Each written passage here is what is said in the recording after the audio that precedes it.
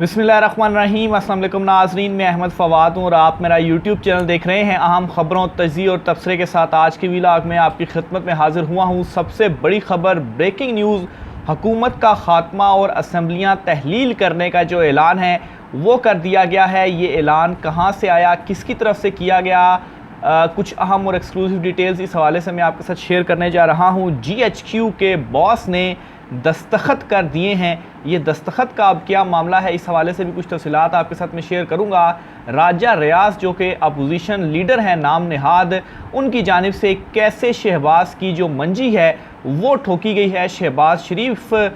इस गलत फहमी में थे कि राजा रियाज के साथ तो मामलात बिल्कुल तय हैं, इनको हम नून लीग का टिकट दे देंगे और अपनी मर्ज़ी से मामलात चलाएंगे, लेकिन ऐसा नहीं हुआ क्योंकि जो कुछ ताकतवर हल्के हैं असल कंट्रोल तो उन्हीं का ही है। राजा रियाज ने क्या बड़ा इकदाम उठाया है जिसने शहबाज की जो मंजी है वो ठोक दी है और इनके जो फ्यूचर प्लानिंग थी वो तबाह करके रख दी है। कुछ अहम और एक्सक्लूसिव डिटेल्स हैं इस हवाले से, वो भी आज की व्लॉग में आपके साथ शेयर करूंगा। सबसे पहले तो नाज़रीन कुछ लेटेस्ट अपडेट्स हैं, कुछ बैकग्राउंड है, कुछ डेवलपमेंट्स हैं, वो आपके साथ शेयर करता चलूँ ताकि जो सारा सिनेरियो है वो आपको बआसानी समझ आ सके। तोशा खाना केस इमरान खान के अगेंस्ट चल रहा है, अदालतों में तो चल रहा है, लेकिन इसके साथ एक और अहम खबर भी है तोशा खाना के हवाले से भी और जो साइफ़र वाला मामला है उस हवाले से भी। तो सबसे पहले तो नाज़रीन FIA की जानिब से साइफ़र मामले के ऊपर इमरान खान साहब को दोबारा तलब किया गया है। इससे कबल भी इमरान खान साहब को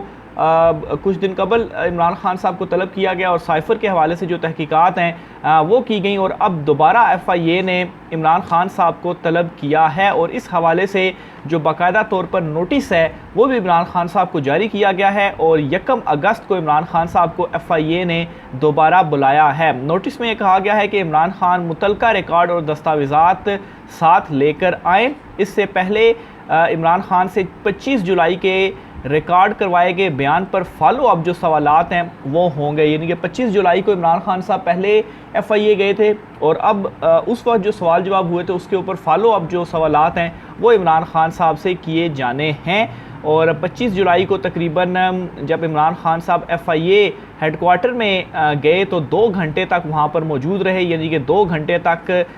जो FIA की मुश्तरका इंक्वायरी टीम है वो इमरान खान साहब से पूछताछ करती रही और सवालात के अपने जो सवालात हैं वो पूछती रही। तो बहरहाल इमरान खान साहब वहाँ पर भी पेश हुए। इस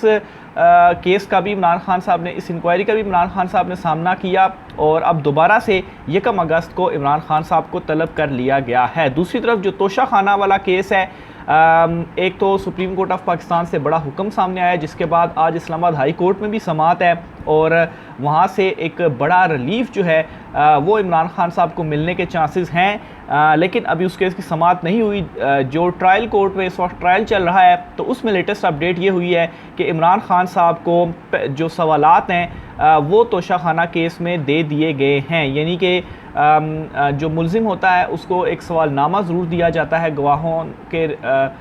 जो बयान है रिकॉर्ड होने के बाद मुल्ज़िम जो है वो अपना बयान रिकॉर्ड भी करवाता है और उसको एक सवालनामा भी दिया जाता है और उसके बाद फिर केस कंक्लूड होता है और फैसले की तरफ मामला बढ़ता है। तो 35 सवालात पर मुश्तमिल ये सवालनामा इमरान खान साहब को दिया गया है और ये कहा गया है कि आज इमरान खान साहब पेश भी हों और इन सवालों के जो जवाबात हैं वो भी दें। लेकिन खैर मामला इतना आसान नहीं है। जिस तेज़ी से यहाँ पर ये ट्रायल चल रहा है, ट्रायल कोर्ट में हुमायूं दिलावर साहब जिस तेज़ी से चला रहे हैं,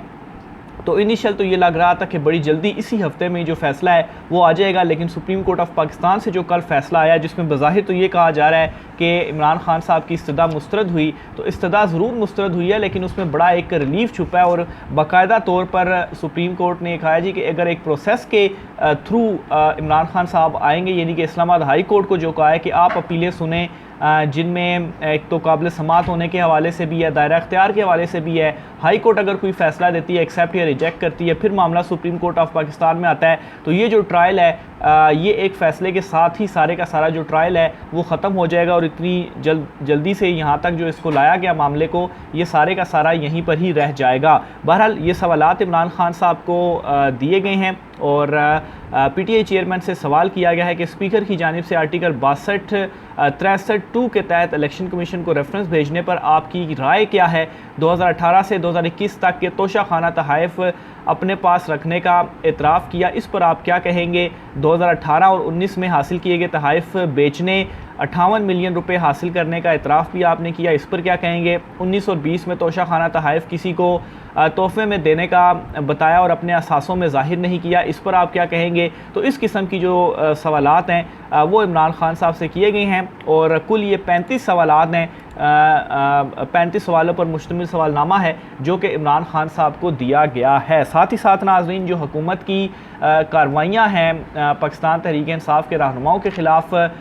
वो अब जुल्फ़ी बुखारी के घर तक भी पहुँच चुकी हैं। जुल्फ़ी बुखारी ख़ुद तो इस वक्त पाकिस्तान में मौजूद नहीं है, वो बैरून मुल्क है, लेकिन इनका जो इस्लामाबाद में मौजूद है घर, उस घर में जो छापे की इतलात हैं वो सामने आ रही हैं और ख़बर के मुताबिक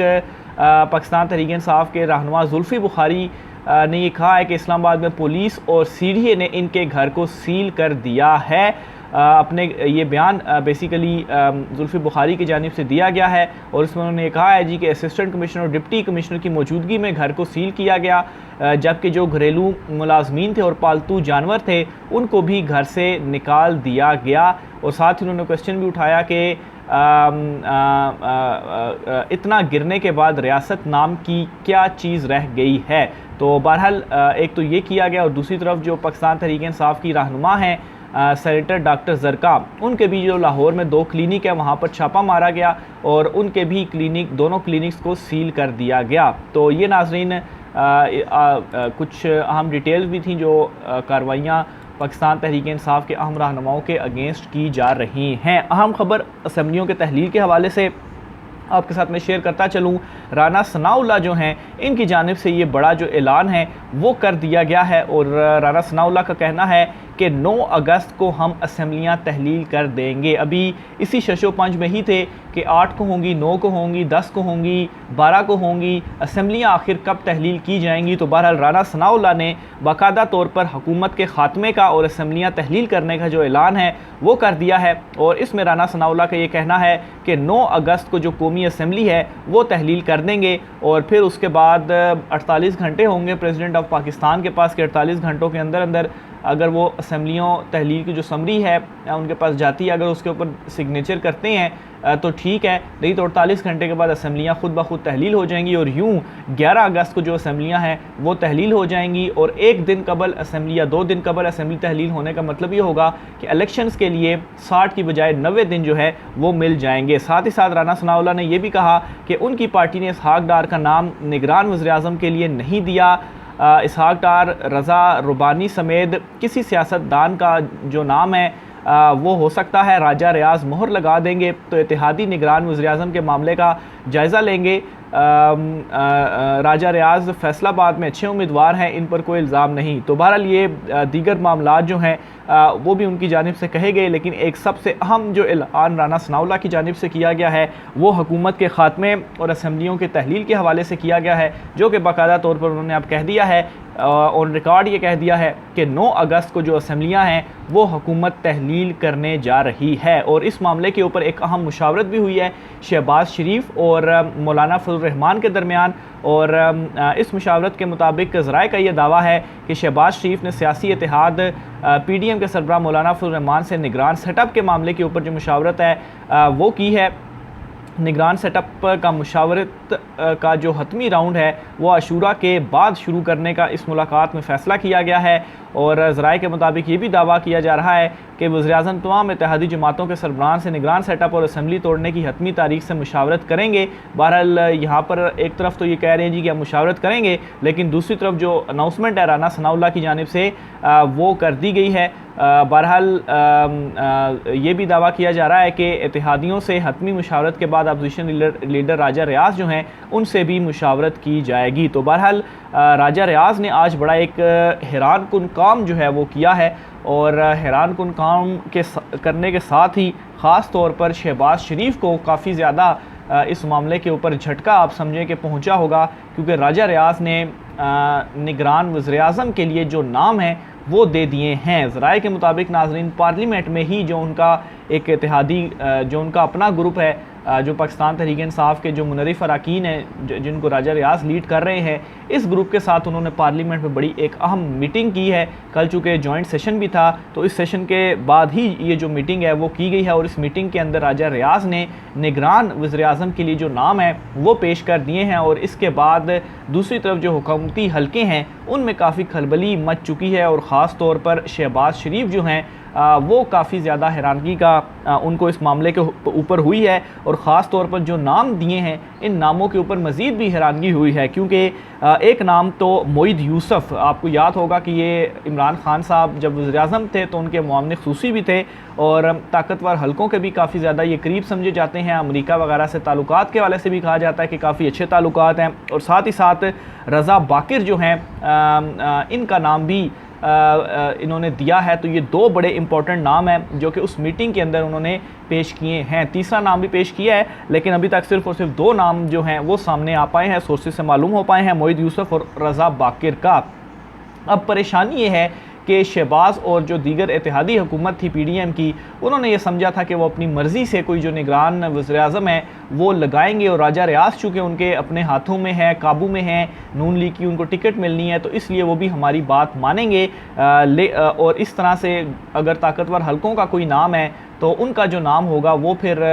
नहीं आएगा और हम अपनी मर्ज़ी से निगरान वज़ीर-ए-आज़म लगाएंगे। लेकिन अब यहाँ पर मामला ये हो गया है कि राजा रियाज ने भी ये जो दो नाम हैं वो सामने रख दिए हैं और सबको ये मालूम है कि राजा रियाज जो हैं ये उनके अपने नाम कतन नहीं हो सकते, कहाँ से ये नाम आए हैं